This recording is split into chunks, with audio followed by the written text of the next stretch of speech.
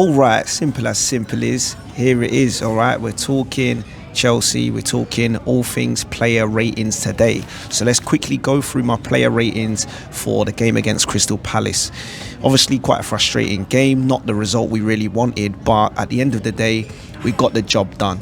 So for me, getting a point out of that game was important. Knowing that Crystal Palace were on a 10-game win streak, knowing that we haven't beaten Crystal Palace in the last 2 games, and knowing that we were coming into this game off of a very, very tame, if not very mediocre pre-season, not in terms of results, but in terms of the time that we've actually had to prepare, I thought Chelsea actually did well. So these are my player ratings for the game. You can tell me what you think in the comment section below. Obviously, do me a huge favour, drop a like, subscribe to the YouTube channel, The Prem Perspective. Right, here we go. Player ratings starting from the goalkeeper, Robert Sanchez. I've given Robert Sanchez a 7 out of 10. I know a lot was said about the free kick being taken by Eze. A lot of people said he should have saved it. But if you watch that game, right, if you actually go and look at that free kick, if Guehi doesn't push Caicedo out of the way, Sanchez is not unsighted, and that free kick doesn't go there. So for me, you can argue it, but beyond that, and a couple of kicks out from goal, which we know is not Sanchez's, greatest attribute. For me, I thought he actually had a solid performance, made a number of great saves, and I thought he'd done himself justice. So I'm giving Sanchez a 7 out of 10. Wasn't superb, but it was decent, and that is just what you need from a Premier League keeper. Going into the defence now, Reece James, I've actually given him an 8 out of 10. I'm giving it an 8 out of 10 because a lot of people referenced Eze's nutmeg. However, up until that point, James was pocketing Eze in the game. Eze maybe had one other shot outside the box, and every time they got into a battle, Reece James was flying in a little bit, but he was dealing with Crystal Palace's star man. So for me, 8 out of 10, solid performance. Could have potentially given more in terms of going forward, but in terms of his first game back in the league, I really respected what he'd done as captain. So I'm giving him an 8 out of 10. You can let me know how you think. That might be too high. Let me know what you think for sure. Right, going into centre-backs now. Josh Achaempong, no words needed. Don't even need to go over it, to be honest with you. It's just a 9 out of 10. Mateta is widely renowned as one of the best strikers in the Premier League right now, and he marked him out of the game.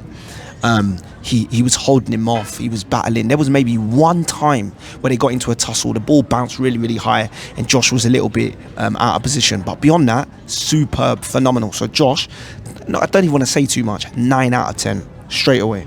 Cucurella, 7 out of 10. Standard performance, decent on the ball, getting into good spaces. Didn't really have much to do going backwards. Didn't have a lot to work with going forwards. So standard procedures. Probably was on James's level, but just didn't think he had as much to do defensively, so I couldn't give him a higher rating, in my opinion. Caicedo, unfortunately and sadly, 6 out of 10. Wasn't his best day. Looked tired, looked lethargic, couldn't get on the ball, and was making a lot of rash decisions defensively. So I've given him a 6 out of 10. I know he will improve with 2 to 3 weeks worth of game time and match fitness, so I'm not stressed about it. I just know that this is where he is right now. Enzo Fernandes, and I'm going to put, it's going to be the same rating for the next player I rate, but Enzo Fernandes, 4 out of 10. Shocking game, woeful game, didn't look like he wanted it, looked knackered. Again, like Caicedo, I'm sure he will get back to full fitness and be better, but that was not good. And as vice captain, I expect better.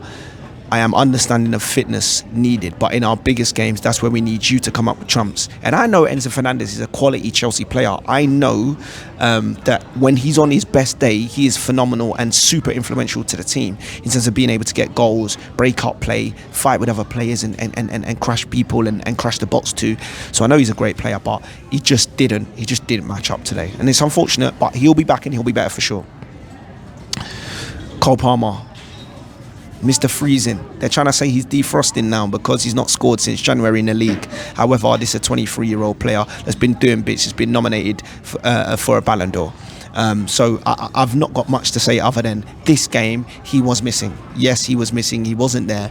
And listen, he's gonna have games like this. KDB has games like this. Salah has games like this. Your most influential influencer has games like this. So I'm not too stressed about it. It's first game of the season. It's Crystal Palace, a very good team who people need to give more respect to. But it was a very poor game. He wasn't in the game. Didn't manage to get on the ball. Didn't manage to create. And also lacked that bite. You know, in the Europa Conference League final, when things weren't going right or going well, Palmer said, "Screw this. I'm going to take control and get stuff done." He didn't do that in the Crystal Palace game. So, bit unfortunate. But I know he'll be back. But it has to be a 4 out of 10. Pedro Neto, 6 out of 10. Created a couple of chances with a couple of crosses. Very dynamic on the wing. Did his job. Wasn't superb. Wasn't great. Was just a very standard performance. And I would say, compared to the rest of the team, was probably a little bit more above average than the rest. So 6 out of 10 for me. Gittens, 5 out of 10. Needs to bulk up. Needs to definitely want the ball more, scream for it more. But he's in a new team, so it's understandable. But when he got on the ball, he gave it some. So I don't think he was poor enough to be at the Enzo and Palmer level. So I definitely gave him a 5. I think that's fair. And I think he will grow into the Chelsea team. Like, this is his second game. So, you know, I can't be too harsh on him. I can't say he's got to do too much more. But we need to see more from him. So 5 out of 10.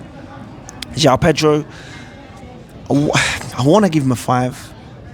He was out of the game, so a fair rating would probably be a 5. But I've given him a 4 just because we actually didn't see anything from him. I don't put that on him. I don't blame him. I'm not even mad at him. Joao Pedro will come good. But for now, it's a 4 out of 10. It's a 4 out of 10. Wasn't his best game, but he will be better, trust me. Getting into the substitutions now. Santos, 7 out of 10. If he scores that goal, it's an 8. Santos, I'm telling you now, him and Estevao, I said this in my Chelsea match review, right? Those two players are going to be the future stars at Chelsea. Santos is phenomenal. You can argue with whoever wants to argue with you. It's just not me. Santos is that guy, will be that guy, and he will show it in the future. 7 out of 10, came on, got the game going. And defensively, I know he's sound. So I know he'll prove it, and I know he showed glimpses of it in that game. But just because he didn't score the chance at the end, and I know he could. I gave 7 out of 10, and I know he only had a short cameo, but I think he definitely gave more than Gittens, Palmer, and Enzo combined. If I'm being really honest, Delap, 8 out of 10, came in, done exactly what you should do as a striker. Put pressure on the centre backs, crash into people, get shots off. And he was really unlucky to get rid of the defender and not place that half volley in the bottom corner. I thought he was unlucky. But 8 out of 10, solid performance, came on, showed energy, showed great drive, showed exactly why Delap is Delap. So I'm expecting more from him in the games coming up soon. 8 out of 10. Estevao, 8 out of 10, no words needed. Came on, the holders of Stamford Bridge stood up to attention, because that boy, when he gets the ball, we know things are going to happen. Special kid, and there's more to see from him, for sure. Lastly, then we go to Gusto, and I've given him a very simple 6 out of 10. Don't know if he really affected the game. Don't know if the formation helped him. You know, I thought I would have seen him overlap more or underlap and send crosses into the box. And there was just one chance where he just took a shot and he absolutely scuffed it, shanked it. And I just thought, this is Gusto through and through. This is the only thing that frustrates me sometimes with Gusto, is sometimes he just makes the wrong choice. And in that game, I felt like he made the wrong choice. So 6 out of 10. You guys let me know what you think. Let me know your match reactions. Let me know what your player ratings were. And let me know how you feel about the West Ham game coming up. Let me know how you feel about the fixtures coming up. Do we need more signings? Who do you think is going to be the standout player for this season? Who do you think we're going to have to rely on to carry us this season? Let me know all your thoughts, of course. This is the Chelsea Notebook, all right? Here on the Premier Perspective, all right? We're giving you nuanced takes on the game we all love, all right? The beautiful game. So drop a like on this video if you did. Subscribe to the YouTube channel to help me out. And yeah, we'll see you in the next player ratings video. All right, take care, don't stress, stay blessed, peace.